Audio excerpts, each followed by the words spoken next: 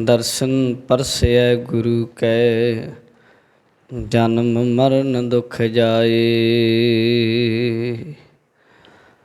वाहिगुरु साहिब जीओ।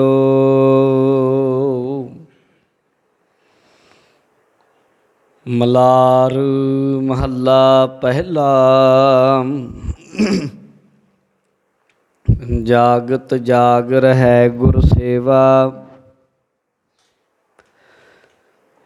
बिन हर मैं को नहीं। जागत जागर है गुर सेवा, बिन हर मैं को नहीं। अनिक जतन कर रहन न पावै, आच काच ढर पाही। इस तन धन का कहो गर्भ कैसा, बिनसत बार न लागै बवरे। हउमै गर्भ खपै जग ऐसा, इस तन धन का कहो गर्भ कैसा। बिनसत बार न लागै बवरे, हउमै गर्भ खपै जग ऐसा। रहाओ। वाहिगुरु जी का खालसा, वाहिगुरु जी की फतेह। गुरु प्यारी साध संगत जी, बड़े ही प्यार ते सत्कार दे नाल दीन दुनिया दे मालक धन धन सतगुरु श्री गुरु ग्रंथ साहिब जी महाराज जी की पावन इलाही तुरकी बाणी दी शब्द विचार कथा सरवण करन दे लई आप जी धन धन मर्द गमड़े पातशाह श्री गुरु गोबिंद सिंह जी महाराज दशमेश पिता जी के महान पावन पवित्र स्थान तख्त श्री केसगढ़ साहिब जी विखे खालसा जी की प्रगट भूमि जन्म भूमि, जिस थान के उत्ते बाजां वाले पातशाह जी ने खालसा साजिया, ऐसे महान पावन स्थान दियाँ हाजरियाँ लवा रहे हूँ। लड़ीवार शब्द विचार कथा गुरु ग्रंथ साहिब जी के 1273 अंग तो आरंभ होके अज का जो साडा शब्द है 1274 अंग ते जाके संपूर्ण होएगा। अष्टपदियाँ चल रही ने गुरु नानक देव जी महाराज जी दियाँ मलार राग दियाँ। पहली अष्टपदी असी कल पढ़ सुन लई विचार लई है। आओ अज दूसरी अष्टपदी नाल जुड़ते हाँ, हाजरियाँ लवाओ। रसना नूं पवित्र करते हुए आखो जी सतनाम श्री वाहिगुरु साहिब जीओ। मलार महला पहला। मलार राग का नाम है। महला पहला तो भाव पहले पातशाह सतगुरु श्री गुरु नानक देव जी महाराज उन्हां दी पावन अमृतमई रसना तो माता तृप्ता जी दे पुत्र बाबा कल्याण चंद मेहता जी दे पुत्र सतगुरु श्री गुरु नानक देव जी महाराज उन्हां दी ये अमृतमई पावन बाणी है। गुरु नानक देव जी की कह रहे हैं, कहते जागत जागर है गुर सेवा। जागना भी कई तरह का मन्निया, सौना भी कई तरह का मन्निया।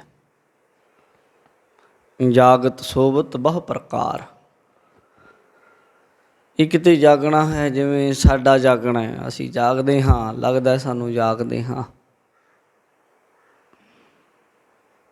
पर एक है अंदर का जागना, मन का जाग जाना, जिहदे लई गुरबाणी विच गुरु की सेवा दे नाल जाग लगती है। अंदरों जागता है बंदा, अख खुलती है अंदरली, जिन्हों ਯੋਗ ਮਤ ਵਾਲੇ ਤੀਜਾ ਨੇਤਰ ਕਹਿ ਦਿੰਦੇ ਆ ਵੀ ਤੀਸਰਾ ਨੇਤਰ। ਅਸੀਂ ਕਹਿ ਦਿੰਦੇ ਹਾਂ ਕਿ ਮਨ ਦਾ ਜਾਗ ਜਾਣਾ। ਮਨ ਦਾ ਜਾਗਣਾ ਕੀ ਹੈ? ਮਨ ਤਾਂ ਜਾਗਦਾ ਹੀ ਹੈ, ਮਨ ਤਾਂ ਸੌਂਦਾ ਹੀ ਨਹੀਂ। ਫਿਰ ਇਹ ਵੀ ਸਮਝਣਾ ਪਏਗਾ ਵੀ ਮਨ ਸੌਂ ਜਾਂਦਾ। ਜਦੋਂ ਅਸੀਂ ਸਰੀਰਕ ਤੌਰ 'ਤੇ ਸੌਂਦੇ ਹਾਂ ਉਦੋਂ ਉਹ ਸੁਪਨੇ ਲੈਂਦਾ ਮਨ, ਜਿਹਨੂੰ ਸੁਪਨ ਅਵਸਥਾ ਕਹਿ ਦਿੰਦੇ ਹਾਂ, ਉਦੋਂ ਵੀ ਜਾਗਦਾ ਹੁੰਦਾ। ਫਿਰ ਮਨ ਦਾ ਜਾਗਣਾ ਕੀ ਹੋਇਆ? ਮਨ ਦਾ ਜਾਗਣਾ ਇਹ ਹੋਇਆ, ਗੁਰਮਤ ਅਨੁਸਾਰ ਜਦੋਂ ਵੇਖਦੇ ਹਾਂ, ਥੋੜ੍ਹਾ ਜਿਹਾ ਹੋਰ ਗਹਿਰਾਈ 'ਚ ਚਲੇ ਜਾਂਦੇ ਹਾਂ। ਮਨ ਦਾ ਜਾਗਣਾ ਕਿ ਮਨ ਦੇ ਉੱਤੇ ਪਹਿਰਾ ਲਾ ਕੇ ਦੇਖ ਲਿਆ ਕਿ ਮਨ ਨੂੰ ਪੁੱਠੇ ਪਾਸੇ ਨਹੀਂ ਜਾਣ ਦੇਣਾ। ਮਨ ਦੀ ਸਾਧਨਾ ਜਦੋਂ ਸਮਦਮ ਤੋਂ ਸ਼ੁਰੂ ਹੁੰਦੀ ਹੈ, ਪਹਿਲਾਂ ਸਰੀਰਕ ਤੌਰ 'ਤੇ ਆਪਣੇ ਸਰੀਰ ਨੂੰ ਗਿਆਨ ਇੰਦਰੀ ਜੀ ਨੂੰ ਕਹਿ ਦਿੰਦੇ ਹਾਂ, ਕਰਮ ਇੰਦਰੀ ਜੀ ਨੂੰ ਕਹਿ ਦਿੰਦੇ ਹਾਂ, ਇਹਨਾਂ ਦਾ ਧਿਆਨ ਰੱਖਣਾ। ਮੇਰੇ ਗਿਆਨ ਇੰਦਰੀ, ਮੇਰੇ ਕਰਮ ਇੰਦਰੀ ਕਿੱਧਰ ਜਾ ਰਹੇ? ਮੈਂ ਅੱਖਾਂ ਨਾਲ ਕੀ ਵੇਖ ਰਿਹਾ, ਕੰਨਾਂ ਨਾਲ ਕੀ ਸੁਣ ਰਿਹਾ, ਜੀਭ ਨਾਲ ਕੀ ਬੋਲ ਰਿਹਾ, ਹੱਥਾਂ ਨਾਲ ਕਿਹੜੀ ਚੀਜ਼ ਫੜੀ ਹੈ, ਪੈਰਾਂ ਨਾਲ ਕਿੱਧਰ ਨੂੰ ਜਾ ਰਿਹਾ ਹਾਂ। ਸਰੀਰ ਨੂੰ ਵਰਤਣਾ ਪਰ ਸਮਝ ਨਾਲ, ਸੁਰਤ ਨਾਲ। ਫਿਰ ਉਸ ਤੋਂ ਬਾਅਦ ਫੁਰਨਿਆਂ 'ਤੇ ਗੱਲ ਜਾਂਦੀ ਹੈ। ਮੇਰੇ ਫੁਰਨੇ ਕੀ ਨੇ? ਕੀ ਸੋਚੀ ਜਾਂਦਾ ਮੈਂ ਸਾਰਾ ਦਿਨ? ਜਦੋਂ ਬਹਿਣਾ ਵੀ ਆ ਮਨ 'ਤੇ ਉਦੋਂ ਵੀ ਨਹੀਂ ਟਿਕਦਾ। ਚੁੱਪ ਵੀ ਕਰਕੇ ਬਹਿ ਜਾਓ ਤਾਂ ਵੀ ਚੁੱਪ ਨਹੀਂ ਹੁੰਦਾ। ਗੁਰੂ ਮਹਾਰਾਜ ਕਹਿੰਦੇ ਚੁੱਪਿਆ ਚੁੱਪ ਨਾ ਹੋਵਈ, ਜੇ ਲਾਏ ਰਹਾ ਲਿਵਤਾਰ। ਚੁੱਪ ਕਰਕੇ ਬੈਠਾ ਹੈ ਬਿਲਕੁਲ। ਜੇ ਤੇਲ ਉੱਤੋਂ ਡੇਗੀਏ ਨਾ, ਸਰੋਂ ਦਾ ਤੇਲ ਲੈ ਲਓ, ਉੱਤੋਂ ਪਾਓ, ਧਾਰ ਜਿਹੀ ਬਣ ਜਾਂਦੀ ਹੈ। ਤਾਰ ਜਿਵੇਂ ਉਹਦੀ ਤਰ੍ਹਾਂ ਸ਼ਾਂਤ ਵੀ ਬਹਿ ਜਾਈਏ, ਬਿਲਕੁਲ ਕਹਿ ਲਓ ਵੀ ਲੈ ਵੀ ਮੈਂ ਹੁਣ ਚੁੱਪ ਕੀਤਾ, ਮੌਨ ਵੀ ਧਾਰ ਲਏ ਕੋਈ, ਫਿਰ ਕੀ ਹੈ? ਫਿਰ ਚੁੱਪ ਕਰ ਗਏ। ਮਹਾਰਾਜ ਕਹਿੰਦੇ ਨਾ, ਮਨ ਤਾਂ ਦਸੇ ਦਿਸ਼ਾਵਾਂ 'ਚ ਡੋਲਦਾ ਫਿਰਦਾ ਹੈ। ਫਿਰ ਗੁਰੂ ਜੀ ਕਹਿੰਦੇ ਆ ਇਹੀ ਚੀਜ਼ ਦੀ ਸਮਝ ਹੋ ਜਾਣੀ ਵੀ ਮੇਰਾ ਮਨ ਕੀ ਕਰ ਰਿਹਾ ਇਸ ਟਾਈਮ, ਉਹਦੇ ਸਾਕਸ਼ੀ ਹੋ ਜਾਣਾ, ਉਹਨੂੰ ਵੇਖ ਲੈਣਾ। ਹੈ ਤਾਂ ਔਖਾ ਥੋੜ੍ਹਾ ਜਿਹਾ ਲੱਗਦਾ, ਪਰ ਹੌਲੀ ਹੌਲੀ ਕਰਨ ਲੱਗ ਜਾਈਦਾ। ਜਦੋਂ ਅਸੀਂ ਆਪਣੇ ਆਪ ਨੂੰ ਵੇਖਦੇ ਹਾਂ ਬਸ ਫਿਰ ਉੱਦਾਂ ਹੋ ਜਾਂਦਾ। ਮਹਾਤਮਾ ਬੁੱਧ ਨੂੰ ਆਨੰਦ ਨੇ ਇੱਕ ਵਾਰ ਪੁੱਛਿਆ ਸੀ, ਉਹਨਾਂ ਦਾ ਚਚੇਰਾ ਭਰਾ ਸੀ, ਜਾਗਣਾ ਕੀ ਹੁੰਦਾ? ਉਹਨੇ ਆਖਿਆ ਕਿ ਜਾਗਣਾ ਜਿਵੇਂ ਆਨੰਦ, ਹੁਣ ਤੇਰਾ ਪੈਰ ਹਿੱਲੀ ਜਾਂਦਾ ਹੈ, ਤੂੰ ਮੇਰੇ ਨਾਲ ਗੱਲ ਕਰ ਰਿਹਾ ਪਰ ਪੈਰ ਆਪਣੇ ਆਪ ਹਿੱਲ ਰਿਹਾ ਤੇਰਾ, ਤੈਨੂੰ ਪਤਾ ਨਹੀਂ। ਮਹਾਤਮਾ ਬੁੱਧ ਕਹਿੰਦੇ ਮੈਂ ਵੀ ਹਿਲਾ ਸਕਦਾ ਪੈਰ, ਪਰ ਮੈਨੂੰ ਪਤਾ ਹੋਊਗਾ ਵੀ ਮੇਰਾ ਪੈਰ ਹਿੱਲ ਰਿਹਾ ਹੈ, ਮੇਰਾ ਹੱਥ ਹਿੱਲ ਰਿਹਾ ਹੈ, ਮੇਰੀਆਂ ਅੱਖਾਂ ਆਹ ਚੀਜ਼ ਦੇਖ ਰਹੀਆਂ ਨੇ। ਜਦੋਂ ਮੈਂ ਇਹਨਾਂ ਨੂੰ ਦੇਖਣ ਦੀ ਆਗਿਆ ਦੇਵਾਂਗਾ ਉਦੋਂ ਦੇਖਣਗੀਆਂ, ਜਦੋਂ ਇਹਨਾਂ ਨੂੰ ਸੁਣਨ ਦੀ ਆਗਿਆ ਦੇਵਾਂਗਾ ਉਦੋਂ ਸੁਣਨਗੀਆਂ। ਕੰਨ, ਸਰੋਤ, ਇਸੇ ਤਰੀਕੇ ਅੱਗੇ ਤੋਂ ਅੱਗੇ ਫਿਰ ਇਹਦੀ ਅਵਸਥਾ ਵੱਧਦੀ ਜਾਂਦੀ ਹੈ। ਸਾਹਮਣੇ ਪਈ ਚੀਜ਼ ਵੀ ਕਈ ਵਾਰ ਫਿਰ ਮਨ ਦੀ ਇੰਨੀ ਪ੍ਰਗਾੜ ਗੂੜੀ ਅਵਸਥਾ ਹੋ ਜਾਂਦੀ, ਸੋਨਾ ਵੀ ਪਿਆ ਹੋਵੇ ਉਹ ਵੀ ਮਿੱਟੀ ਲੱਗਣ ਲੱਗ ਜਾਂਦਾ। ਮਨ ਦੀ ਬਿਰਤੀ ਉਹ ਹੈ, ਤੈਸਾ ਸਵਰਨ ਤੈਸੀ ਉਸ ਮਾਟੀ, ਤੈਸਾ ਅੰਮ੍ਰਿਤ ਤੈਸੀ ਬਿਖ ਖਾਟੀ। ਜੀਵਨ ਮੁਕਤ ਪੁਰਸ਼ ਹੁੰਦੇ ਜਿਹੜੇ ਫਿਰ ਜੋ ਵਰਤਾਏ ਸਾਈ ਜੁਗਤ ਨਾਨਕ, ਉਹ ਪੁਰਖ ਕਹੀਆ ਜੀਵਨ ਮੁਕਤ। ਜਿਹੜੇ ਮਨ 'ਤੇ ਪੂਰਾ ਹੀ ਨਿਯੰਤਰਣ ਪਾ ਲੈਂਦੇ ਆ, ਕਾਬੂ ਕਰ ਲੈਂਦੇ ਆ, ਉਹਨਾਂ ਨੂੰ ਜੀਵਨ ਮੁਕਤ ਕਿਹਾ ਜਾਂਦਾ ਹੈ, ਉਹਨਾਂ ਨੂੰ ਸੰਤ ਕਿਹਾ ਜਾਂਦਾ ਹੈ, ਉਹਨਾਂ ਨੂੰ ਬ੍ਰਹਮ ਗਿਆਨੀ ਕਿਹਾ ਜਾਂਦਾ ਹੈ। ਉਹਨਾਂ ਦੇ ਵੱਖੋ ਵੱਖਰੇ ਨਾਮ, ਵੱਖੋ ਵੱਖਰੀਆਂ ਭਾਸ਼ਾਵਾਂ ਦੇ ਵਿੱਚ, ਕਿਤੇ ਅਬਦਾਲ, ਕਿਤੇ ਸੂਫੀ, ਕਿਤੇ ਬਲੀ, ਕਿਤੇ ਅਵਤਾਰ, ਕਿਤੇ ਪੈਗੰਬਰ, ਕਿਤੇ ਗੁਰੂ, ਕਿਤੇ ਪੀਰ, ਵੱਖੋ ਵੱਖਰੇ ਉਹਨਾਂ ਦੇ ਨਾਮ ਹਨ। ਪਰ ਉਹ ਅਵਸਥਾ ਜਿਹੜੀ ਉੱਥੇ ਇੱਕੋ ਹੀ ਹੁੰਦੀ ਹੈ।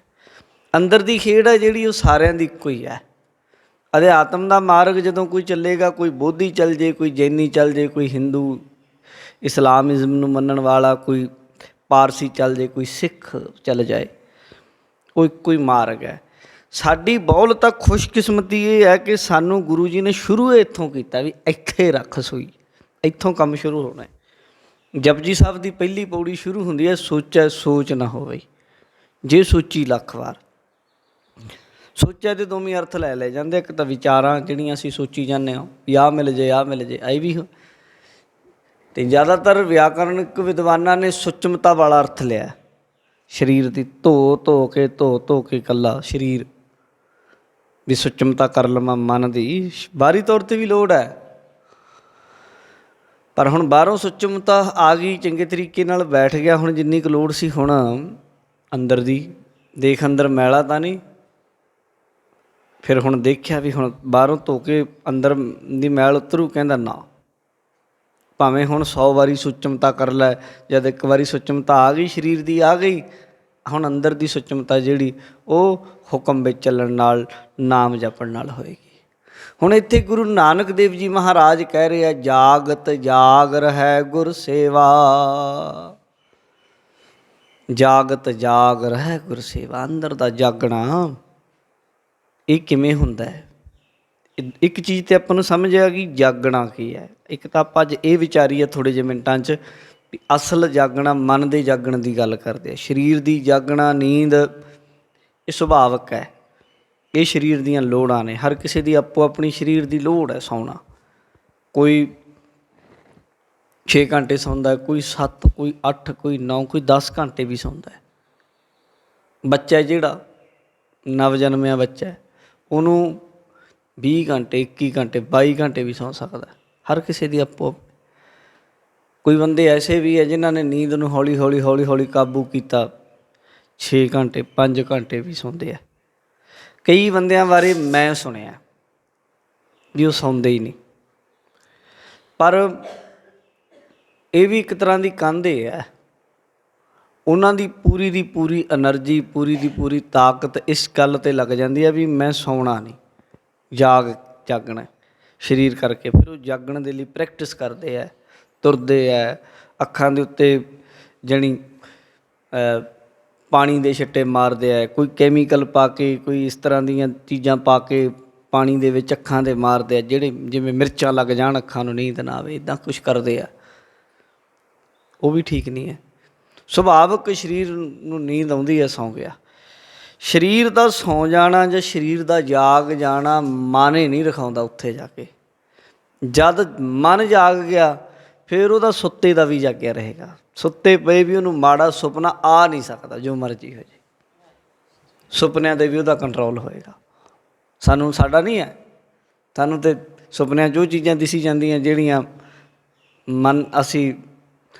ਜਿਹੜੀਆਂ ਚੀਜ਼ਾਂ ਅਸੀਂ ਸੋਚਦੇ ਹਾਂ ਜੀਵਨ ਦੇ ਵਿੱਚ ਜਿਉਂਦੇ ਜੀ, ਆਹ ਮਿਲ ਜਾਣ, ਸੁਪਨੇ 'ਚ ਲੈਂਦੇ ਹਾਂ, ਉਹ ਚੀਜ਼ਾਂ ਪ੍ਰਾਪਤ ਕਰਦੇ ਹਾਂ। ਸੁਪਨਾ ਇੱਕ ਬਹੁਤ ਕਹਿ ਲਓ ਕਿ ਬਹੁਤ ਅਨੋਖੀ ਘਟਨਾ ਹੈ ਸਾਡੇ ਜੀਵਨ ਦੀ। ਪਰ ਦੇਖੋ ਕਿੱਦਾਂ ਦੇ ਲੋਕ ਹੋਣਗੇ ਜਿਨ੍ਹਾਂ ਦਾ ਸੁਪਨਿਆਂ 'ਤੇ ਵੀ ਨਿਯੰਤਰਣ ਹੋ ਗਿਆ, ਕਾਬੂ ਹੋ ਗਿਆ ਪੂਰਾ। ਫਿਰ ਉਹ ਇਨਸਾਨ ਪੂਰੇ ਦੇ ਪੂਰੇ 24 ਦੇ 24 ਘੰਟੇ ਹੀ ਜਾਗਦੇ ਆ। ਫਿਰ ਉੱਥੇ ਨੀਂਦ ਨਹੀਂ ਹੈ। ਸਰੀਰ ਆਪਣੀ ਕਿਰਿਆ ਕਰ ਰਿਹਾ ਹੈ, ਸਰੀਰ ਥੱਕ ਗਿਆ, ਸਰੀਰ ਨੂੰ ਨੀਂਦ ਦੀ ਲੋੜ ਹੈ। ਸੈੱਲ ਨੇ ਟੁੱਟੇ ਹੋਏ ਨੇ, ਉਹਨਾਂ ਨੇ ਦੁਬਾਰਾ ਸੈੱਟ ਹੋਣਾ, ਸੌਂ ਗਿਆ।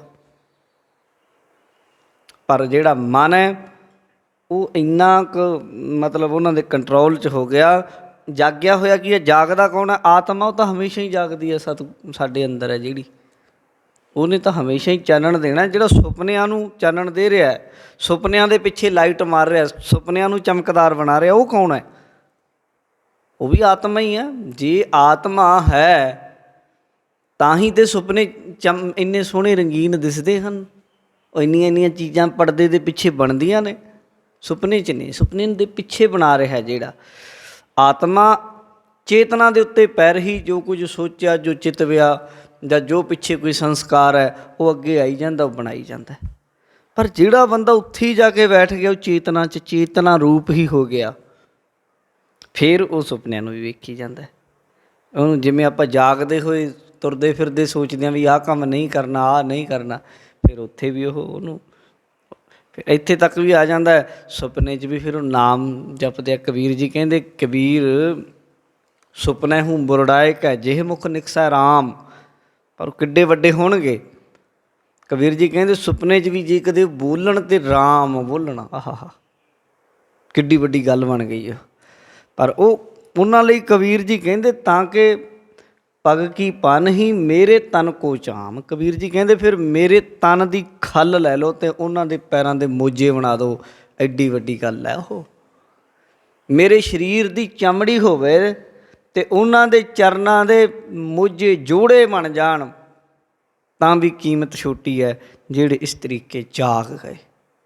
ਸ਼ੁਰੂਆਤ ਕਰਨੀ ਪੈਂਦੀ ਹੈ ਚੌਂਕੜਾ ਲਾ ਕੇ ਬੈਠ ਕੇ, ਵਾਹਿਗੁਰੂ ਵਾਹਿਗੁਰੂ ਵਾਹਿਗੁਰੂ ਵਾਹਿਗੁਰੂ ਵਾਹਿਗੁਰੂ ਵਾਹਿਗੁਰੂ। ਇੱਦਾਂ ਜਦੋਂ ਕਰੋਗੇ ਨਾ ਫਿਰ ਮਨ ਜਾਏਗਾ ਜਿੱਧਰ ਜਿੱਧਰ ਉਹਦਾ ਦੇਖਣਾ ਵੀ ਕਿੱਧਰ ਜਾ ਰਿਹਾ ਹੈ, ਉਹਦਾ ਪਿੱਛਾ ਕਰਨਾ। ਦੂਰ ਤੱਕ ਗਿਆ, ਜਾ ਕੇ ਬਸ ਦੇਖੀ ਜਾਣਾ ਉਹਨੂੰ ਕਿ ਕਿੱਧਰ ਜਾ ਰਿਹਾ ਹੈ। ਫਿਰ ਵਾਪਸ ਆ ਜਾਏਗਾ ਜਿੱਥੇ ਤੁਹਾਡੇ ਜਾਏਗਾ ਤਾਂ ਤੁਹਾਡੇ 'ਚੋਂ ਹੀ ਨਾ, ਫਿਰ ਕਿਧਰੇ ਹੋਰ ਜਾਏਗਾ। ਮਨ ਕੋਈ ਇਹਦੇ ਕੋਲ ਲੜੀਵਾਰ ਕੰਮ ਨਹੀਂ ਹੈ, ਲੜੀ ਨਹੀਂ ਹੈ ਇਹਦੇ ਕੋਲ। ਇਹ ਐਵੇਂ ਕੂੜ ਕਵਾੜ ਇਕੱਠਾ ਕੀਤਾ ਹੋਇਆ। ਕੋਈ ਇੱਥੋਂ ਚੀਜ਼ ਚੁੱਕ ਲਈ 1 ਮਿੰਟ 'ਚ ਇਹਨੇ ਦੂਜੀ ਗੱਲ ਕਰਨੀ ਹੁੰਦੀ ਹੈ। ਤੁਸੀਂ ਮਨ ਨੂੰ ਵੇਖੋਗੇ ਕੋਈ ਨਿਰੰਤਰ ਕਹਿ ਲਓ ਲੜੀਵਾਰ ਨਿਰੰਤਰ ਨਹੀਂ ਇਹ ਕੋਈ ਵਿਚਾਰ 'ਤੇ ਚੱਲਦਾ ਹੁੰਦਾ। ਇਹ ਕੋਈ ਫੁਰਨਾ ਕਰ ਲਿਆ 1 ਮਿੰਟ 'ਚ ਇਹਨੇ ਬਦਲਣਾ ਹੁੰਦਾ। ਤੁਸੀਂ ਬਸ ਉਹਨੂੰ ਵੇਖਣਾ ਵੀ ਇਹ ਕੀ ਕਰ ਰਿਹਾ। ਹੌਲੀ ਹੌਲੀ ਜਦੋਂ ਉਹਨੂੰ ਵੇਖਣ ਲੱਗ ਜਾਓਗੇ, ਜਿਵੇਂ ਬੱਚੇ ਨੂੰ ਮਾਂ ਵੇਖਦੀ ਹੁੰਦੀ ਨਾ, ਬੱਚਾ ਕਈ ਵਾਰੀ ਕੋਈ ਮਾੜੀ ਮਿੱਟੀ ਖਾਂਦਾ ਹੈ, ਆਲੇ ਦੁਆਲੇ ਦੇਖਦੀ ਤਾਂ ਨਹੀਂ, ਜਦੋਂ ਚੁੱਕ ਕੇ ਮੂੰਹ 'ਚ ਪਾਉਣ ਲੱਗਦਾ, ਜਦੋਂ ਮਾਂ ਦੇਖਦੀ ਟੇਢੀ ਜਿਹੀ ਅੱਖ ਨਾਲ ਉੱਥੇ ਹੀ ਰੱਖ ਦਿੰਦਾ, ਉਹਦੀ ਭੱਜੇ ਆਉਂਦਾ। ਇਹੀ ਮਨ ਵੀ, ਇਹ ਮਨ ਇੱਦਾਂ ਹੀ ਹੈ। ਆਤਮਾ ਸਾਕਸ਼ੀ ਮਾਂ ਹੈ ਇਹਦੀ। ਜਦੋਂ ਇਹ 'ਤੇ ਨਜ਼ਰ ਰੱਖਣ ਲੱਗ ਗਏ, ਫਿਰ ਇਹ ਜਦੋਂ ਮਾੜੇ ਪਾਸੇ ਜਾਊ ਉਹਦੀ ਪੁੱਠਾ ਮੁੜਿਆ ਵੀ ਉਹ ਤਾਂ ਦੇਖ ਰਿਹਾ ਮੈਨੂੰ। ਥੋੜ੍ਹੀ ਜਿਹੀ ਇਹ ਸਾਧਨਾ ਦਾ ਕੰਮ ਹੈ। ਤਾਂ ਗੁਰੂ ਜੀ ਕਹਿੰਦੇ ਇਹਦੇ ਲਈ ਗੁਰ ਪ੍ਰਸਾਦ ਜਾਗਤ ਜਾਗ ਰਹਿ ਗੁਰ ਸੇਵਾ। ਜਾਗਣਾ ਜਾਗਣ ਨੀਕਾ ਹਰ ਕੀਰਤਨ ਮਹਿ ਜਾਗਣਾ। ਗੁਰਬਾਣੀ ਦੇ ਵਿੱਚ, ਉਹਦੀ ਸਿਫਤ ਦੇ ਵਿੱਚ, ਉਹਦੇ ਕੀਰਤਨ ਦੇ ਵਿੱਚ ਜਾਗਿਆ ਜਾਂਦਾ। ਇਹ ਅਸਲ ਜਾਗਣਾ ਹੈ ਨਾ, ਜਿਹੜਾ ਅੰਦਰਲਾ ਮਨ ਦਾ ਜਾਗਣਾ, ਉੱਧਰੋਂ ਸ਼ੁਰੂ ਹੋਊਗਾ, ਕੀਰਤਨ 'ਚੋਂ, ਕਥਾ 'ਚੋਂ, ਗੁਰਬਾਣੀ 'ਚੋਂ, ਵਿਚਾਰ 'ਚੋਂ, ਫਿਰ ਇਹਦੀ ਸਮਝ ਲੱਗੇਗੀ। ਅਤੇ ਇੱਕ ਰਸਤਾ ਹੈ ਜਾਗਤ ਜਾਗ ਰਹਿ ਗੁਰ ਸੇਵਾ। ਗੁਰੂ ਦੀ ਸੇਵਾ ਕੀਤਿਆਂ ਵੀ ਜਾਗਿਆ ਜਾ ਸਕਦਾ। ਗੁਰੂ ਦੀ ਸੇਵਾ ਵਿੱਚ ਰਿਹਾ, ਸਾਵਧਾਨਤਾ ਦੇ ਨਾਲ ਸੇਵਾ ਕੀਤਿਆਂ, ਸੇਵਾ ਕਰਨ ਵਿੱਚ ਮਨ ਬਹੁਤ ਲੱਗਦਾ। ਬੜਾ ਪ੍ਰੈਕਟੀਕਲ ਕੰਮ ਹੈ, ਬਹੁਤ ਸੌਖਾ ਕੰਮ ਹੈ ਸੇਵਾ, ਜਿਹੜਾ ਮਤਲਬ ਕਰ ਸਕਦੇ ਸਰੀਰਕ ਤੌਰ 'ਤੇ। ਅਸੀਂ ਜਿਨ੍ਹਾਂ ਨੂੰ ਰੱਬ ਨੇ ਸਰੀਰ ਤੰਦਰੁਸਤ ਦਿੱਤਾ ਹੈ, ਉਹਨਾਂ ਨੂੰ ਕਰਨੀ ਚਾਹੀਦੀ ਹੈ। ਮਹਾਰਾਜ ਕਹਿੰਦੇ ਇਹਦੇ ਨਾਲ ਜਾਗਿਆ ਜਾ ਸਕਦਾ। ਬਿਨ ਹਰ ਮੈਂ ਕੋ ਨਾਹੀਂ। ਜਦੋਂ ਜਾਗਦਾ ਉਹਨੂੰ ਪਤਾ ਲੱਗਦਾ ਵੀ ਮੇਰੀ ਤਾਂ ਹਸਤੀ ਕੋਈ ਨਹੀਂ, ਮੈਂ ਹੈ ਹੀ ਕੁਛ ਨਹੀਂ। ਬਿਨ ਹਰ, ਪਰਮਾਤਮਾ ਬਿਨਾਂ ਮੈਂ ਕੁਛ ਵੀ ਨਹੀਂ। ਜਿੱਦਣ ਪਰਮਾਤਮਾ ਨੇ ਆਪਣੀ ਜੋਤ ਖਿੱਚ ਲਈ, ਜਿਵੇਂ ਮਾਲਾ ਦੇ ਵਿੱਚੋਂ ਅੰਦਰਲਾ ਧਾਗਾ ਕੱਢ ਦਿਓ ਅਤੇ ਮੋਤੀ ਖਿੰਡ ਜਾਣਗੇ, ਖਿਲਾਰੇ ਪੈ ਜਾਂਦੇ ਹਨ। ਇਸ ਤਰ੍ਹਾਂ ਹੀ ਜਿਸ ਦਿਨ ਉਹਨੇ ਆਪਣੀ ਜੋਤ ਖਿੱਚ ਲਈ, ਉਸ ਦਿਨ ਮੈਂ ਕੁਛ ਵੀ ਨਹੀਂ। ਅੰਗ ਪ੍ਰਤੰਗ ਮਤਲਬ ਬੇਕੰਟਰੋਲੇ ਹੋ ਜਾਣਗੇ, ਕੁਛ ਨਹੀਂ ਪਤਾ। ਹਰੀ ਤੋਂ ਬਿਨਾਂ ਮੈਂ ਕੁਛ ਵੀ ਨਹੀਂ। ਜੋ ਮੈਂ ਹਾਂ ਉਹ ਪਰਮਾਤਮਾ ਬਿਨਾਂ ਹੀ ਹੈ। ਔਰ ਮੈਨੂੰ ਪਰਮਾਤਮਾ ਦੇ ਬਿਨਾਂ ਮੇਰੇ 'ਚ ਕੋਈ ਸੱਤਾ ਨਹੀਂ। ਔਰ ਕਹਿੰਦੇ ਮੈਨੂੰ ਤਾਂ ਹੋਰ ਕੋਈ ਦੂਜਾ ਦਿਸਦਾ ਵੀ ਨਹੀਂ ਕਿ ਜਿਹੜਾ ਮੈਨੂੰ ਅੰਦਰੋਂ ਜਗਾ ਦੇਗਾ ਪਰਮਾਤਮਾ ਤੋਂ ਬਿਨਾਂ। ਅਗਰ ਇੱਥੇ ਗੱਲ ਵੈਦਿਕ ਮਤ ਦੀ ਕਰੀਏ, ਅਗਰ ਕੋਈ ਵਿਦਾਂਤੀ ਇਹਦੇ ਅਰਥ ਕਰੇਗਾ, ਉਹ ਤਾਂ ਕਹੇਗਾ ਬਿਨ ਹਰ ਮੈਂ ਕੋ ਨਾ ਹੀ। ਉਹ ਕਹੇਗਾ ਹਰੀ ਤੋਂ ਬਿਨਾਂ ਮੈਂ ਹੈ ਹੀ ਨਹੀਂ ਦੂਜਾ, ਅਹਮ ਬ੍ਰਹਮ ਅਸਮੀ, ਮੈਂ ਪਰਮਾਤਮਾ ਹੀ ਹਾਂ। ਕਹਿ ਸਕਦਾ ਉਹ, ਕਿਉਂ? ਕਿਉਂਕਿ ਉਹ ਜਾਗ ਗਿਆ, ਉਹਨੇ ਵੇਖ ਲਿਆ ਆਪਣੇ ਆਪ ਨੂੰ। ਅਤੇ ਮਹਾਰਾਜ ਜੀ ਕਹਿੰਦੇ ਪਰਮਾਤਮਾ ਤੋਂ ਬਿਨਾਂ ਮੈਨੂੰ ਕੋਈ ਦੂਜਾ ਸਹਾਰਾ ਨਹੀਂ ਹੈ। ਇਹ ਗੱਲ ਸੋਚ ਕੇ ਗੁਰੂ ਦੀ ਸੇਵਾ ਕਰਨੀ, ਜਾਗਣਾ। ਹਜੇ ਹੈ ਨਹੀਂ ਨਾ, ਅਸੀਂ ਆਪਣੇ ਆਪ ਨੂੰ ਜਾਣਿਆ ਨਹੀਂ, ਹਜੇ ਤਾਂ ਅਸੀਂ ਦੂਜੇ ਬਣੇ ਬੈਠੇ ਹਾਂ। ਅਨਕ ਯਤਨ ਕਰ ਰਹਿਣ ਨਾ ਪਾਵੈ, ਆਚ ਕਾਚ ਢਰ ਪਾਹੀ। ਇਹ ਜਾਣਨਾ ਵੀ ਮੈਂ ਜਿਹੜੀ ਚੀਜ਼ ਨੂੰ ਜਾਣ ਰਿਹਾ ਵੀ ਮੇਰਾ ਸਰੂਪ ਹੈ, ਸਰੀਰ ਨੂੰ ਜਾਣ ਰਿਹਾ, ਮੈਂ ਆਪਣੀਆਂ ਦੇਹੀ ਨੂੰ ਜਾਣ ਰਿਹਾ, ਮੈਂ ਆਪਣੀ ਕਾਇਆ ਨੂੰ ਜਾਣ ਰਿਹਾ, ਬਾਡੀ ਨੂੰ ਸਮਝਦਾ ਆਪਣਾ ਆਪਾ। ਪਰ ਇਹ ਤਾਂ ਬਚਪਨ 'ਚ ਕੁਛ ਹੋਰ ਰੂਪ ਸੀ, ਚੜ੍ਹਦੀ ਜਵਾਨੀ 'ਚ ਕੁਛ ਹੋਰ ਹੈ, ਜਦੋਂ ਵੱਧ ਖੜ੍ਹ ਜੇ ਕਹੋਗੇ ਕੁਛ ਹੋਰ ਹੈ, ਜਦੋਂ ਬੁੱਢੇ ਹੋ ਗਏ ਉਦੋਂ ਕੁਛ ਹੋਰ ਹੈ।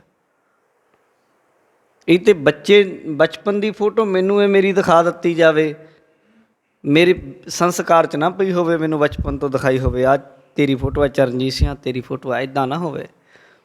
ਮੈਂ ਮੇਰੀ ਫੋਟੋ ਨਾ ਵੇਖੀ ਹੋਵੇ ਬਚਪਨ ਦੀ, ਮੈਨੂੰ ਵਿਖਾ ਦਿਓ, ਮੈਂ ਨਹੀਂ ਪਛਾਣ ਸਕਦਾ ਮੈਂ ਆ ਇਹ, ਕਿਉਂਕਿ ਬਦਲਦਾ ਸਰੀਰ ਹੈ ਜਿਹੜਾ। ਅਤੇ ਮਹਾਰਾਜ ਕਹਿੰਦੇ ਇਹ ਸਰੀਰ ਤੇ ਉਹ ਤਾਂ ਜਿਹੜਾ ਤੂੰ ਹੈ ਉਹ ਤਾਂ ਬਦਲਿਆ ਨਹੀਂ ਕਦੇ। ਉਹ ਤਾਂ ਬਚਪਨ ਦੇ ਵਿੱਚ ਵੀ ਜਿਹੜਾ ਕਹਿੰਦਾ ਮੈਂ ਬੱਚਾ ਸੀ, ਮੈਂ ਜਵਾਨ ਹਾਂ, ਮੈਂ ਬੁੱਢਾ, ਹਾਲਾਂਕਿ ਜਿਹੜਾ ਬੁੱਢਾਪਨ ਜਾਂ ਜਵਾਨੀਪਣੇ ਦਾ ਜਿਹੜਾ ਬਚਪਨਪਣੇ ਨੂੰ ਜਿਹੜਾ ਗ੍ਰਹਿਣ ਕਰ ਰਿਹਾ ਆਤਮ, ਇਹਨੂੰ ਸੰਗ ਭ੍ਰਾਂਤੀ ਕਹਿ ਦਿੰਦੇ ਆ ਵੀ ਸਰੀਰ ਨੂੰ ਆਪਣਾ ਰੂਪ ਮੰਨ ਰਿਹਾ ਭਰਮ ਹੈ ਇੱਕ ਤਰ੍ਹਾਂ ਦਾ। ਪਰ ਜਿਹੜਾ ਉਹਦੇ ਪਿੱਛੇ ਭਰਮ ਦੇ ਪਿੱਛੇ ਕੰਮ ਕਰਦਾ ਉਹ ਆਤਮਾ ਰੂਪੀ ਹੈ। ਅੰਤःਕਰਨ ਨੇ ਜਿਹੜੀ ਪਕੜ ਕਰ ਲਈ ਵੀ ਮੈਂ ਸਰੀਰ ਹਾਂ ਹੋਰੇ, ਪਰ ਉਹ ਹਮੇਸ਼ਾ ਹਾਜ਼ਰ ਸੀ, ਪ੍ਰੈਜੈਂਟ ਸੀ ਇਹਦੇ ਵਿੱਚ, ਬਚਪਨ 'ਚ ਵੀ, ਜਵਾਨੀ 'ਚ ਵੀ, ਬੁਢਾਪੇ 'ਚ ਵੀ, ਮਰਨ ਤੋਂ ਬਾਅਦ ਵੀ ਹੋਏਗਾ ਜਿਹੜਾ। ਮਹਾਰਾਜ ਕਹਿੰਦੇ ਉਹ ਹੈ ਤੂੰ ਅਸਲ, ਅਤੇ ਜਿਹੜੇ ਨੂੰ ਬਾਹਰੋਂ ਫੜੀ ਫਿਰ ਰਿਹਾ ਇਹ ਤਾਂ ਲੱਖ ਯਤਨ ਕਰ ਲੈ, ਇਹਨੇ ਨਹੀਂ ਰਹਿਣਾ, ਇਹ ਬਦਲ ਜੂ, ਬਦਲ ਜਾਏਗਾ। ਅਨੇਕ ਯਤਨ ਕਰ ਰਹਿਣ ਨਾ ਪਾਵੈ, ਆਹਾ ਅਨੇਕਾਂ ਯਤਨ ਕਰ ਲਓ, ਰਹੇਗਾ ਨਹੀਂ, ਜਾਏਗਾ। ਆਚ ਕਾਚ ਢਰ ਪਾਹੀ, ਕਾਚ ਕੱਚ, ਆਂਚ ਅੱਗ, ਸੇਕ, ਅੱਗ ਦਾ ਸੇਕ ਲਾ ਦਿਓ ਸ਼ੀਸ਼ੇ ਨੂੰ, ਤੇਜ਼ ਤੋਂ ਤੇਜ਼, ਤੇਜ਼ ਤੋਂ ਤੇਜ਼, ਆਖਰ ਨੂੰ ਸ਼ੀਸ਼ਾ ਪਾਣੀ ਬਣ ਜਾਏਗਾ। ਸ਼ੀਸ਼ਿਆਂ ਦੀ ਆਪੋ ਆਪਣੀ ਮਿਆਦ ਹੁੰਦੀ ਹੈ, ਕਈ ਸ਼ੀਸ਼ੇ ਕਿਸੇ ਤਰੀਕੇ ਨਾਲ ਬਣੇ ਹੁੰਦੇ ਆ, ਕਈ ਥੋੜ੍ਹੇ ਜਿਹੇ ਕੱਚੇ ਹੁੰਦੇ ਆ, ਕੋਈ ਥੋੜ੍ਹੇ ਜਿਹੇ ਜ਼ਿਆਦਾ ਪੱਕੇ ਹੁੰਦੇ ਆ, ਕੋਈ ਥੋੜ੍ਹੇ ਜਿਹੇ ਹੋਰ ਪੱਕੇ ਹੁੰਦੇ ਆ, ਪਰ ਆਖਿਰ ਜਿਉਂ ਤੁਸੀਂ ਤਪਸ਼ ਵਧਾਈ ਜਾਓਗੇ ਅੱਗ ਨੇ ਪਿਘਲਾ ਦੇਣਾ। ਅੱਗ ਤਾਂ ਰੋੜਿਆਂ ਨੂੰ ਪਾਣੀ ਬਣਾ ਦਿੰਦੀ ਹੈ, ਅੱਗ ਦੀ ਤਾਕਤ ਹੈ। ਜਿਵੇਂ ਅੱਗ ਕਾਂਚ ਕੰਚ ਨੂੰ, ਜਾਂ ਅੱਗ ਆਚ ਕਾਚ, ਕੱਚੀਆਂ ਚੀਜ਼ਾਂ ਜਿਹੜੀਆਂ ਹੁੰਦੀਆਂ, ਖਾਮ ਕੱਚੀਆਂ ਚੀਜ਼ਾਂ ਨੂੰ ਢਰ ਪਾਹੀ ਢਾਲ ਦਿੰਦੀ ਹੈ ਨਾ, ਇਸ ਤਰੀਕੇ ਮਹਾਰਾਜ ਕਹਿੰਦੇ ਕੱਚਾ ਜਿਹਾ ਸਰੀਰ ਹੈ, ਸਮੇਂ ਦੀ ਅੱਗ ਹੈ, ਕਾਲ ਦੀ, ਜਦੋਂ ਇਹ ਲੱਗੀ ਹਵਾ ਦੇ ਨਾਲ ਇਹਦਾ ਰੂਪ ਬਦਲ ਜਾਣਾ, ਢਲ ਜਾਣਾ। ਤਾਂ ਇਸ ਤਨ ਧਨ ਕਾ ਕਹੋ ਗਰਭ ਕੈਸਾ,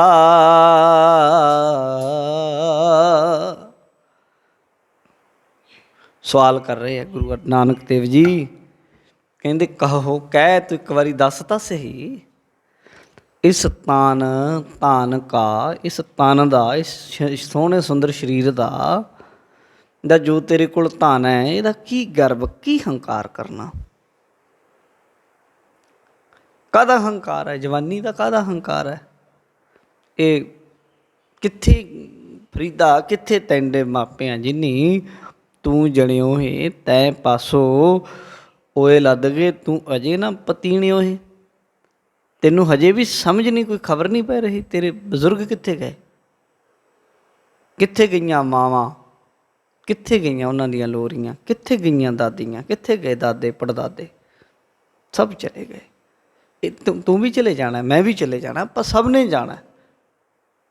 ਅਗਰ ਰਹਿਣ ਵਾਲਾ ਹੈ, ਗੁਰੂ ਤੇਗ ਬਹਾਦਰ ਜੀ ਕਹਿੰਦੇ ਨਾਮ ਰਹਿਓ ਸਾਧੂ ਰਹਿਓ, ਰਹਿਓ ਗੁਰੂ ਗੋਬਿੰਦ ਕਹੋ ਨਾਨਕ, ਇਹ ਜਗਤ ਮੈਂ ਕਿਨ ਜਪਿਓ ਗੁਰਮੰਤ।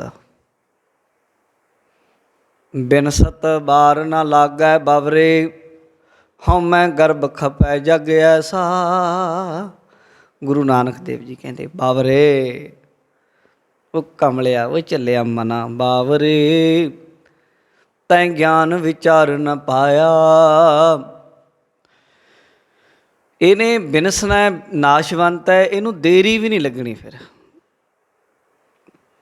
ਮਹਾਰਾਜ ਕਹਿੰਦੇ ਬਹੁਤਾ ਸਮਾਂ ਨਹੀਂ ਲੱਗਣਾ। ਬਿਨਸਤ ਬਾਰ ਨਾ ਲਾਗੈ ਬਵਰੇ, ਨਾਸ਼ ਹੋਣ 'ਤੇ ਕਿੰਨਾ ਕੁ ਟਾਈਮ ਲੱਗਦਾ। ਆ ਸਰੀਰ ਨੂੰ ਅਨਕ ਯਤਨ ਕਰ, ਕਾਇਆ ਪਾਲੀ ਮਰਤੀ ਵਾਰ, ਅਗਨ ਸੰਗ ਜਾਲੀ। ਇਸ ਤਾਨ ਧਨ ਕੋ ਕਿਆ ਗੁਰਵਈਆ, ਰਾਮ ਨਾਮ ਕਾਹੇ ਨਾ ਦਿਰੜੀਆ। ਕੋਈ ਹੰਕਾਰ ਹੈ, ਇਹਦਾ ਮਾਣ ਹੈ, ਬੜੇ ਯਤਨ ਕਰਕੇ ਪਾਲੋ। ਉਹ ਇਲੈਕਟ੍ਰੋਨਿਕ ਆ ਗਈਆਂ ਮਸ਼ੀਨਾਂ, ਉਹ 'ਚ ਪਾਉਂਦੇ 1 ਮਿੰਟ ਵੀ ਨਹੀਂ ਲਾਉਂਦੇ। ਐਂ ਥੋੜ੍ਹੀ ਜਿਹੀ ਮਿੱਟੀ ਦੇ ਦਿੰਦੇ, ਕਹਿੰਦੇ ਲਓ ਜੀ ਲੈ ਜਾਓ। ਕੌਣ ਹੈ? ਬਾਪੂ ਹੈ ਤੁਹਾਡਾ। ਉਹ ਇਹ ਸੀ ਮੇਰਾ ਬਾਪੂ? ਹਾਂ, ਮੈਂ ਤਾਂ ਇਹ ਤਾਂ ਪਾਣੀ 'ਚ ਰੋੜ ਦੇਣਾ। ਬਾਪੂ ਮੇਰਾ ਇਹ ਹੁੰਦਾ ਤੇ ਮੈਂ ਰੱਖ ਨਾ ਲੈਂਦਾ ਸਾਂਭ ਕੇ। ਮਹਾਰਾਜ ਕਹਿੰਦੇ ਇਹ ਨਾਸ਼ ਹੋਣ ਵਾਲੀ ਚੀਜ਼ ਹੈ। ਹਉਮੈ ਗਰਭ ਖਪੈ ਜਗ ਐਸਾ। ਪਰ ਇਹ ਜਿਹੜੀ ਇਹ ਬਿਮਾਰੀ ਆ ਹਉਮੈ ਦੀ, ਇਕੱਲੇ ਤੁਹਾਨੂੰ ਮੈਨੂੰ ਨਹੀਂ, ਮਹਾਰਾਜ ਕਹਿੰਦੇ ਜਗ ਐਸਾ, ਪੂਰਾ ਸੰਸਾਰ ਇਸ ਤਰ੍ਹਾਂ ਦਾ ਹੋਇਆ ਪਿਆ। ਦੂਜਿਆਂ ਨੂੰ ਵੇਖ ਕੇ ਅਸੀਂ ਕਿਹੜਾ ਕੋਈ ਵੱਖਰੇ ਅਵਤਾਰੀ ਪੁਰਸ਼ ਹਾਂ ਵੀ ਅਸੀਂ ਇਹ ਤੋਂ ਵੱਖਰੇ ਹਾਂ, ਜਨ ਪਰਉਪਕਾਰੀ ਆਏ। ਅਸੀਂ ਵੀ ਤਾਂ ਜੀਵ ਹਾਂ, ਕਰਮਾਂ ਦੇ ਵੱਧੇ ਆਏ ਹੋਏ ਹਾਂ। ਜਿਹੜਾ ਕੋਈ ਅਵਤਾਰੀ ਹੋਵੇ, ਜਿਹੜਾ ਕੋਈ ਬ੍ਰਹਮ ਗਿਆਨੀ ਹੋ ਜੰਮਿਆ ਹੋਵੇ, ਉਹਨੂੰ ਤਾਂ ਸੰਸਾਰ ਦੀ ਨਾਸ਼ਵਾਨਤਾ ਬਚਪਨ ਤੋਂ ਦਿਸਦੀ ਹੁੰਦੀ ਹੈ। ਪਰ ਜਗਤ ਵਿੱਚ ਜੰਮੇ ਹਾਂ, ਜਗਤ ਦੇ ਲੋਕੀ ਹਾਂ, ਜਗਤ ਵਿੱਚ ਰਹਿਣ ਵਾਲੇ ਹਾਂ। ਅਤੇ ਮਹਾਰਾਜ ਕਹਿੰਦੇ ਸਾਰੇ ਜੱਗ ਦੀ ਇਹ ਪ੍ਰੋਬਲਮ ਹੈ ਕਿ ਹਉਮੈ ਦੇ ਗਰਭ ਹੰਕਾਰ ਵਿੱਚ ਖਪ ਰਿਹਾ। ਅਤੇ ਇਹਨੂੰ ਇਹ ਗੱਲ ਦੀ ਸਮਝ ਨਹੀਂ ਆ ਰਹੀ, ਜਾਗ ਨਹੀਂ ਰਿਹਾ। ਜਾਗ ਰੇ ਮਨ ਜਾਗਨ ਹਾਰਾ। ਇਹ ਜਾਗ ਨਹੀਂ ਰਿਹਾ। ਇਹਨੂੰ ਇਹ ਨਹੀਂ ਪਤਾ ਵੀ ਬਿਨਸਤ ਬਾਰ ਨਾ ਲੱਗੈ ਬਵਰੇ। ਜਦੋਂ ਨਾਸ਼ ਹੋਣਾ ਦੇਰੀ ਨਹੀਂ ਲੱਗਣੀ। ਰਹਾਓ ਵਿਸ਼ਰਾਮ ਦੇ ਕੇ ਸਮਝਾ ਰਹੇ। ਜੈ ਜਗਦੀਸ਼ ਪ੍ਰਭੂ ਰਖਵਾਰੇ, ਰਾਖੈ ਪਰਖੈ ਸੋਈ। ਜੈ ਜਗਦੀਸ਼, ਜੈ ਜੈਕਾਰ ਹੈ ਜੀ ਦੀ ਸਤਾਈ। ਕੌਣ ਹੈ ਉਹ ਬਈ? ਸਾਡੀ ਤਾਂ ਜੈ ਜੈਕਾਰ ਕਿੰਨੇ ਕੁ ਦਿਨ ਹੈ? 4 ਦਿਹਾੜੇ ਹੈ। ਥੋੜ੍ਹੀ ਜੀ ਕਬੀਰ ਨੌਬਤ ਆਪਣੀ, ਦਿਨ 10 ਲਿਹੋ ਬਜਾਏ। ਨਦੀ ਨਾਵ ਸੰਜੋਗ ਜਿਉ ਬਹੁਰ ਨਾ ਮਿਲ ਆਏ। 10 ਦਿਨ ਦੀ ਹੈ ਗੱਲ, ਖੇਡ ਹੈ। ਵਜਾ ਲਓ ਢੋਲ, ਵਜਾ ਲਓ ਆਪਣੇ। ਪਰ ਜਿਹਦੀ ਸਦਾ ਜੈ, ਸਦਾ ਜੈ, ਸਦਾ ਜੈ। ਆਹਾ, ਉਹ ਕੌਣ ਹੈ? ਜਗਦੀਸ਼, ਜਗਤ ਦਾ ਮਾਲਕ ਪਰਮਾਤਮਾ ਵਾਹਿਗੁਰੂ। ਜੈ ਜਗਦੀਸ਼ ਪ੍ਰਭੂ ਰਖਵਾਰੇ। ਉਹ ਪ੍ਰਭੂ ਜੋ ਸਭ ਦੀ ਰੱਖਿਆ ਕਰਨ ਦੀ ਸਮਰੱਥਾ ਰੱਖਦਾ ਹੈ। ਰਾਖੈ ਪਰਖੈ ਸੋਈ। ਜੀਵ ਨੂੰ ਇਸ ਜਨਮ ਮਰਨ ਤੋਂ ਰੱਖ ਸਕਦਾ ਹੈ। ਪਰਖ ਉਹਨੂੰ ਹੈ ਕਿ ਇਹ ਰੱਖਿਆ ਜਾ ਸਕਦਾ, ਇਹਨੂੰ ਧੱਕਿਆ ਜਾ ਸਕਦਾ, ਉਹ ਵਾਹਿਗੁਰੂ ਹੀ ਹੈ ਬਸ। ਸਾਨੂੰ ਨਹੀਂ ਪਰਖ, ਅਸੀਂ ਤਾਂ ਉਲਝ ਜਾਂਦੇ ਹਾਂ। ਜੇਤੀ ਹੈ ਤੇਤੀ ਤੁਝ ਹੀ ਤੇ, ਤੁਮ ਸਰ ਅਵਰ ਨਾ ਕੋਈ। ਗੁਰੂ ਨਾਨਕ ਦੇਵ ਜੀ ਕਹਿੰਦੇ ਜਿੰਨੀ ਵੀ ਸ੍ਰਿਸ਼ਟੀ ਹੈ, ਜੋ ਮੇਰੀ ਦਿਖ ਰਹੀ ਹੈ, ਮੈਨੂੰ ਦ੍ਰਿਸ਼ ਜਾਂ ਅਦ੍ਰਿਸ਼, ਜੋ ਦ੍ਰਿਸ਼ਟਮਾਨ ਹੈ ਜਾਂ ਗੁਪਤ ਰੂਪ ਵਿੱਚ ਹੈ, ਜੇਤੀ ਹੈ ਤੇਤੀ ਤੁਝ ਹੀ ਤੇ, ਸਾਰੀ ਤੇਰੇ ਤੋਂ ਹੀ ਹੈ, ਆਪਣੇ ਆਪ ਤੋਂ ਕੁਝ ਨਹੀਂ। ਜੋ ਕੁਝ ਵੀ ਹੈ, ਜੋ ਦ੍ਰਿਸ਼ਟਮਾਨ ਹੈ, ਨਿਤ ਅਨਿਤ। ਅਗਰ ਨਿਆਏ ਸ਼ਾਸਤਰ ਪੜ੍ਹੋਗੇ, ਨਿਆਏ ਦਰਸ਼ਨ ਮੰਨਦਾ 2 ਤਰ੍ਹਾਂ ਦੀ ਹੁੰਦੀ ਹਰੇਕ ਚੀਜ਼। ਇੱਕ ਨਿਤ, ਇੱਕ ਅਨਿਤ, 2 ਇੱਦਾਂ ਹੀ ਚੱਲਦਾ। ਉਹ ਇੱਦਾਂ ਹੀ ਕਹਿੰਦਾ ਹੁੰਦਾ। ਇੱਕ ਉਹ ਚੀਜ਼ ਹੈ ਜਿਹੜੀ ਨਿਤ ਹੈ, ਜਿਵੇਂ ਬਣ ਰਹੀ ਹੈ, ਜਿਵੇਂ ਸਰੀਰ ਹੈ। ਇੱਕ ਅਨਿਤ ਹੈ ਜਿਹੜੀ ਟੁੱਟ ਗਈ। ਇੱਕ ਜਿਹੜੀ ਨਿਤ ਪਿੱਛੇ ਰਹਿੰਦੀ ਹੈ ਹਮੇਸ਼ਾ। ਜਿਵੇਂ ਉਹ ਮੰਨਦਾ ਪਰਮਾਣੂ ਰੂਪ, ਉਹ ਮੰਨਦਾ ਤੱਤਵ ਰੂਪ। 5 ਤੱਤ ਮਹਾਂਭੂਤ ਨੇ ਜਿਹੜੇ। ਕਹਿੰਦੇ ਜਦੋਂ ਬੰਦਾ ਨਾਸ਼ ਹੋ ਗਿਆ, ਇਹ ਮਿੱਟੀ ਬਣ ਗਈ, ਹਵਾ 'ਚ ਹਵਾ ਰਲ ਗਈ, ਚਲੋ ਜੀ ਉੱਥੇ ਜਾ ਕੇ ਆਪਣੇ ਰੂਪ ਵਿੱਚ ਸੁਭਾਇਮਾਨ ਹੋ ਗਈ। ਅਤੇ ਆਹ ਸਰੀਰ ਨਾਸ਼ਵੰਤ ਹੋ ਗਿਆ, ਇਹ 'ਚੋਂ ਨਿਕਲੇ ਹੋਏ ਕਣ ਕਣਾਂ 'ਚ ਜਾ ਰਲੇ। ਉਹ ਕਹਿੰਦਾ ਇਉਂ ਹੈ ਸ੍ਰਿਸ਼ਟੀ। ਪਰ ਗੁਰਮਤਿ ਦਾ ਸੁਭਾਅ, ਗੁਰਮਤਿ ਹੋਰ ਹੈ। ਮਹਾਰਾਜ ਕਹਿੰਦੇ ਜੇਤੀ ਹੈ ਤੇਤੀ ਤੁਝ ਹੀ ਤੇ। ਆਪਣੇ ਆਪ ਕੁਛ ਨਹੀਂ ਬਣਦਾ, ਤੇਰੇ ਤੋਂ ਬਣਦਾ ਹੈ। ਤੂੰ ਬਣਾਉਣ ਵਾਲਾ ਹੈ, ਕ੍ਰੀਏਟਰ ਹੈ ਇਹਦਾ। ਇੱਥੇ ਥੋੜ੍ਹਾ ਜਿਹਾ ਫਰਕ ਹੈ ਸਾਡਾ। ਸਾਡੇ ਵਿੱਚ ਵੀ ਕਈ ਵਾਰ ਜਦੋਂ ਸਾਨੂੰ ਆਪਣੀ ਮੱਤ ਦਾ ਸਹੀ ਪਤਾ ਨਹੀਂ ਹੁੰਦਾ, ਕਈ ਵਾਰ ਕਈ ਸਾਡੇ ਇਸ ਤਰ੍ਹਾਂ ਦੇ ਬੰਦੇ ਵੀ ਮਿਲਣਗੇ, ਇਹ ਗੱਲ ਕਹਿਣਗੇ ਵੀ ਆਪਣੇ ਆਪ ਹੋ ਗਿਆ। ਆਪਣੇ ਆਪ ਉਹ ਕਹਿਣਗੇ ਗੁਰਮਤਿ ਦਾ ਅਸੀਂ ਨਵੀਨ ਨਜ਼ਰੀਆ ਦੇ ਰਹੇ ਹਾਂ। ਦਰਅਸਲ ਇਹ ਮਤਲਬ ਲਗਾ ਕੇ ਮੈਂ ਗੱਲ ਨਹੀਂ ਕਰ ਰਿਹਾ। ਇਹ ਉਹਨਾਂ ਨੂੰ ਇਹ ਵੀ ਨਹੀਂ ਪਤਾ ਵੀ ਜਿਹੜੀ ਅਸੀਂ ਗੱਲ ਕਰ ਰਹੇ ਹਾਂ ਨਿਆਏ ਮੱਤ 'ਚ ਜਾ ਵੜੀ। ਇਹ ਗੁਰਮਤਿ ਨਹੀਂ ਹੈ, ਇਹ ਨਵੀਨ ਨਜ਼ਰੀਆ ਨਹੀਂ। ਇਹ ਤਾਂ ਬੜਾ ਪੁਰਾਣਾ ਹੈ। 6 ਦਰਸ਼ਨ ਝਗੜ ਰਹੇ ਹੈ, ਰੌਲਾ ਪਾ ਰਹੇ। ਉਹ ਤਾਂ ਆਪਸ ਵਿੱਚ ਬੜੇ ਪੁਰਾਣੇ ਉਹਨਾਂ ਦੇ ਸ਼ਾਸਤਰਾਰਥ ਹੈ ਇੱਕ ਦੂਜੇ ਨੂੰ। ਉਹ ਕਹਿੰਦਾ, ਇੱਕ ਕਹਿੰਦਾ ਨਿੱਤ ਹੈ, ਇੱਕ ਕਹਿੰਦਾ ਅਨਿੱਤ ਹੈ। ਇੱਕ ਮੰਨ ਰਿਹਾ ਕਹਿੰਦਾ ਮੈਂ 2 ਨੂੰ ਮੰਨਦਾ, ਇੱਕ ਜੋ ਸ੍ਰਿਸ਼ਟੀ ਸਾਜੀ ਗਈ ਜਿੰਨਾ ਚਿਰ ਸਾਜੀ ਗਈ, ਜਦੋਂ ਟੁੱਟ ਗਈ, ਜਦੋਂ ਪਿੱਛੇ ਰਹਿੰਦੀ ਆ ਉਹ ਜਿਹੜੇ ਰੂਪ ਦੇ ਵਿੱਚ, ਪ੍ਰਮਾਣੂ ਰੂਪ ਦੇ ਵਿੱਚ, ਇੱਕ ਉਹ ਰੂਪ ਮੰਨ ਲਿਆ ਉਹਨੇ। ਨਿਆਏ ਵਾਲੇ ਨੇ ਚਲਾਕ ਬੜਾ, ਉਹ ਕਹਿੰਦਾ ਦੋ ਚੀਜ਼ਾਂ ਨੂੰ ਮੰਨ ਕੇ ਚੱਲਦਾ ਮੈਂ, ਇੱਕ ਨਿੱਤ ਇੱਕ ਅਨਿੱਤ। ਜਿਹੜੀਆਂ ਨਿੱਤ ਰੂਪ 'ਚ ਪ੍ਰਮਾਣੂ ਰੂਪ, ਉਹ ਕਹਿੰਦਾ ਫਿਰ ਤੁਸੀਂ ਇਉਂ ਮੰਨ ਲਓ ਪ੍ਰਮਾਣੂ ਰੱਬ ਹੈ, ਫਿਰ ਇੱਥੇ ਖੜਨਾ ਪਊਗਾ। ਸਾਇੰਸ ਉੱਥੇ ਜਾ ਕੇ ਰੁਕ ਜਾਂਦੀ ਹੈ, ਕਣ 'ਤੇ ਜਾ ਕੇ ਰੁਕ ਜਾਂਦੀ ਹੈ ਵੀ ਕੋਈ ਚੀਜ਼ ਹੈ ਜਿਹੜੀ ਤੋਂ ਜੁੜ ਕੇ ਚੀਜ਼ਾਂ ਬਣਦੀਆਂ ਨੇ, ਪ੍ਰਮਾਣੂ। ਪਰ ਗੁਰੂ ਜੀ ਕਹਿੰਦੇ ਆ ਵੀ ਪ੍ਰਮਾਣੂ ਤਾਂ ਲੱਖਾਂ ਨੇ, ਪ੍ਰਮਾਣੂ ਨਾਲ ਭਰੀ ਪਈ। ਰੱਬ ਲੱਖਾਂ ਮੰਨੋਗੇ ਤੁਸੀਂ? ਰੱਬ ਇੱਕ ਹੈ। ਉਹ ਪ੍ਰਮਾਣੂਆਂ ਨੂੰ ਵੀ ਬਣਾਉਣ ਵਾਲਾ, ਜਿਹੜਾ ਜੋ ਕੁਝ ਵੀ ਬਣਿਆ ਹੋਂਦ ਵਿੱਚ ਆਇਆ, ਜੋ ਤੁਸੀਂ ਕਹਿ ਸਕਦੇ, ਦੇਖ ਸਕਦੇ, ਜਾਂ ਤੁਸੀਂ ਨਹੀਂ ਦੇਖ ਸਕਦੇ, ਬਹੁਤ ਗੁਪਤ ਸੂਖਸ਼ਮ ਤੋਂ ਸੂਖਸ਼ਮ ਚੀਜ਼ ਵੀ।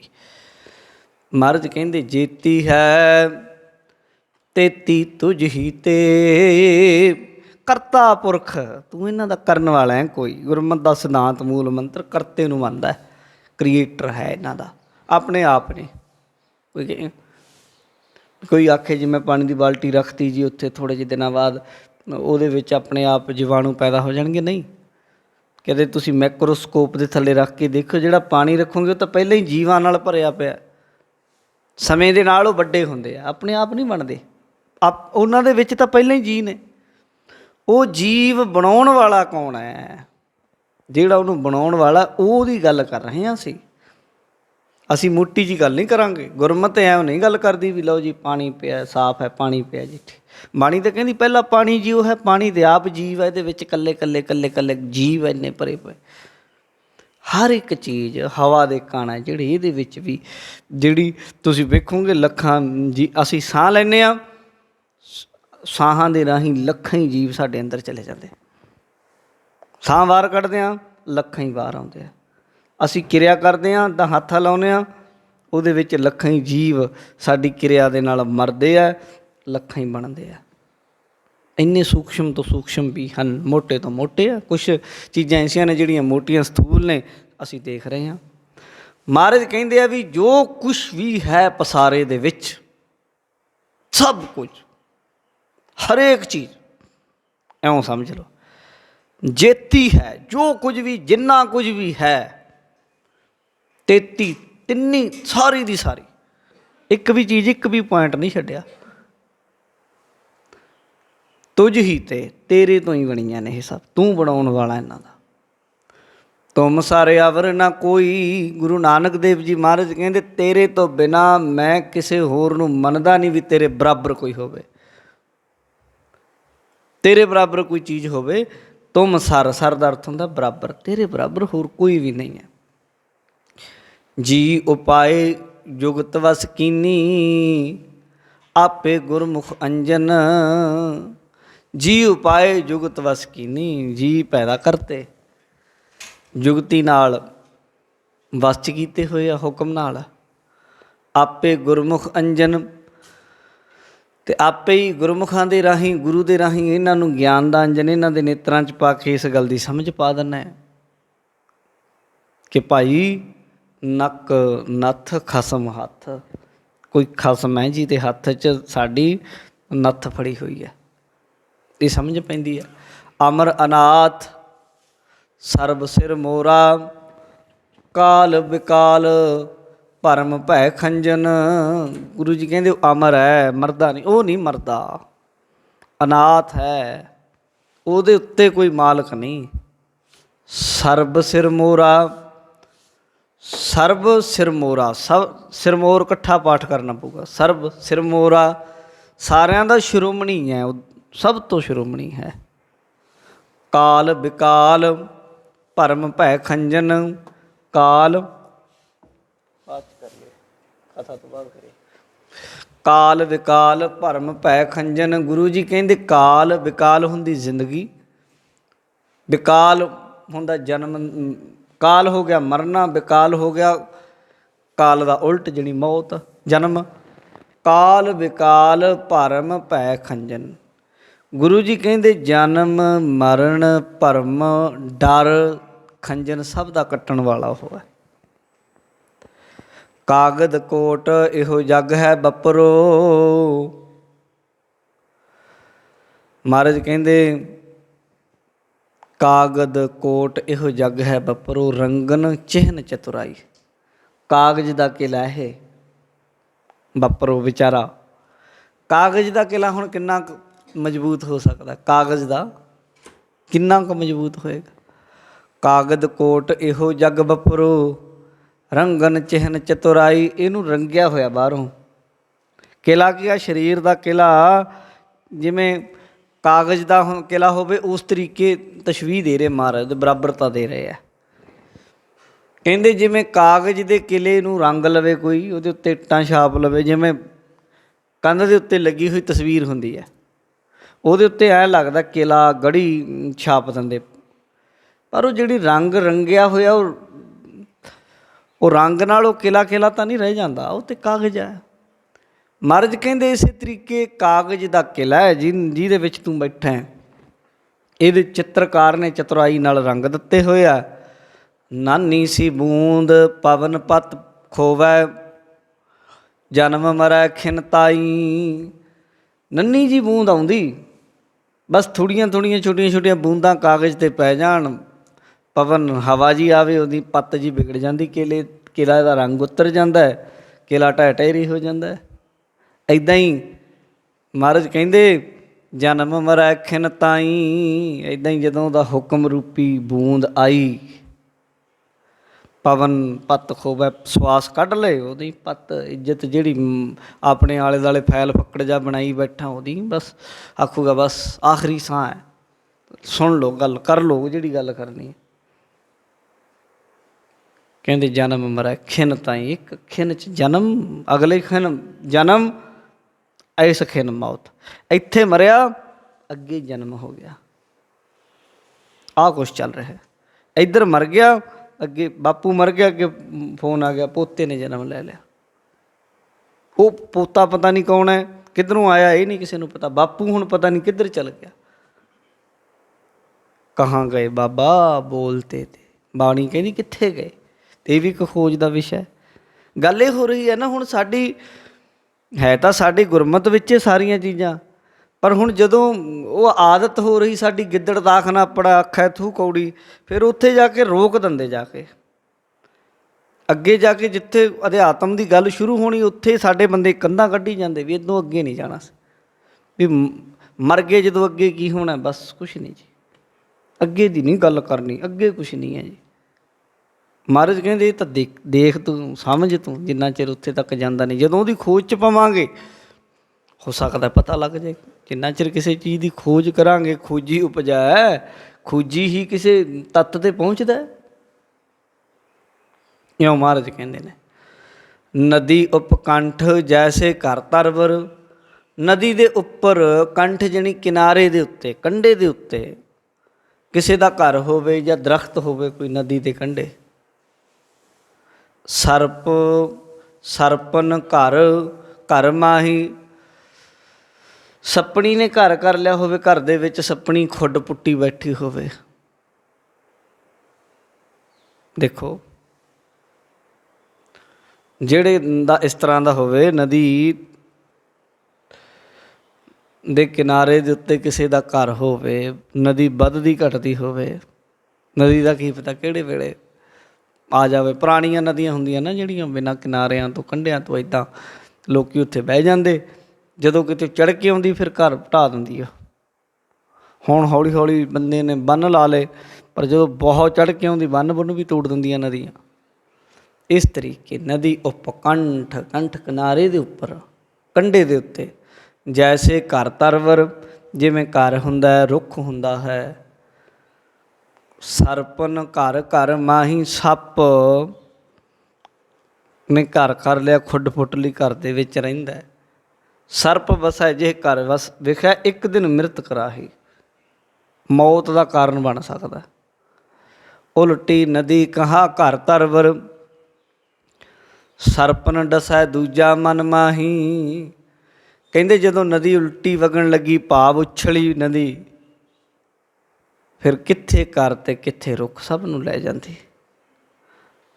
ਤੁਸੀਂ ਖੇਤੀ ਬੀਜਦੇ, ਦਰਿਆਵਾਂ ਦੇ ਵਿੱਚ ਕਈ ਬੰਦੇ ਬੀਜ ਲੈਂਦੇ, ਜਦੋਂ ਚੜ੍ਹ ਕੇ ਆਉਂਦੇ ਸਭ ਲੈ ਜਾਂਦੀ। ਸਰਪਨ ਡਸੈ ਦੂਜਾ ਮਨ ਮਾਹੀ। ਸੱਪ ਡੰਗ ਕੇ ਲੈ ਜਾਂਦਾ ਹੈ, ਇੱਦਾਂ ਹੀ ਦੁਬਿਧਾ ਮਨ 'ਚ ਬਣੀ ਰਹਿੰਦੀ ਹੈ ਭਾਈ। ਗਾਰੁੜ ਗੁਰ ਗਿਆਨ ਧਿਆਨ ਗੁਰ ਵਚਨੀ।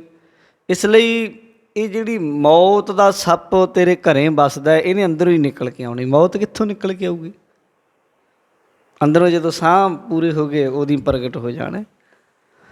ਮਹਾਰਾਜ ਕਹਿੰਦੇ ਇਹ ਸੱਪ ਨਹੀਂ ਤੇਰੇ ਅੰਦਰ ਵੱਸਦੀ, ਇਹਦਾ ਇੱਕ ਮੰਤਰ ਵੀ ਹੈ ਸੱਪ ਨੂੰ, ਗਾਰੁੜ ਮੰਤਰ। ਗਾਰੁੜੀ ਮੰਤਰ ਸ਼ਾਸਤਰਾਂ 'ਚ ਵੀ ਆਉਂਦਾ, ਗੁਰਬਾਣੀ 'ਚ ਵੀ ਲਿਖ ਰੱਖਿਆ। ਗਾਰੁੜ ਗੁਰ ਗਿਆਨ। ਕਹਿੰਦੇ ਗਾਰੁੜ ਮੰਤਰ ਕੀ ਹੈ? ਗੁਰੂ ਦੀ ਬਾਣੀ ਦਾ ਗਿਆਨ ਹਾਸਲ ਕਰ ਲੈਣਾ। ਗੁਰੂ ਨੇ ਦਿੱਤਾ ਜੋ ਗਿਆਨ ਹੈ ਉਹਨੂੰ ਹਾਸਲ ਕਰਨਾ। ਭਾਵ ਗਾਰੁੜ ਮੰਤਰ ਇਹ ਹੁੰਦਾ ਜਦੋਂ ਕਿਤੇ ਸੱਪ ਡੰਗ ਮਾਰਦਾ ਏ, ਉਹ ਮੰਤਰ ਪੜ੍ਹਦੇ ਤੇ ਜ਼ਹਿਰ ਲੱਥ ਜਾਂਦੀ। ਮਹਾਰਾਜ ਕਹਿੰਦੇ ਇੱਦਾਂ ਹੀ ਗੁਰੂ ਦੇ ਸ਼ਬਦ ਦਾ ਗਿਆਨ, ਗੁਰੂ ਦੀ ਸ਼ਬਦ ਦੀ ਕਮਾਈ ਔਰ ਉਹਦਾ ਗਿਆਨ, ਇਹ ਅਸਲ ਗਾਰੜੂ ਮੰਤਰ ਹੈ। ਧਿਆਨ ਗੁਰ ਵਚਨੀ। ਕੱਲਾ ਗਿਆਨ ਨਹੀਂ, ਨਾਲ ਧਿਆਨ ਵੀ ਜੋੜਤਾ। ਧਿਆਨ ਗੁਰ ਵਚਨੀ, ਗੁਰੂ ਦੇ ਸ਼ਬਦ ਦਾ ਧਿਆਨ ਵੀ ਕਰਨਾ, ਸੁਰਤ ਵੀ ਜੋੜਨੀ ਉਹਦੇ ਨਾਲ। ਵਿਖਿਆ ਗੁਰਮਤਿ ਜਾਰੀ।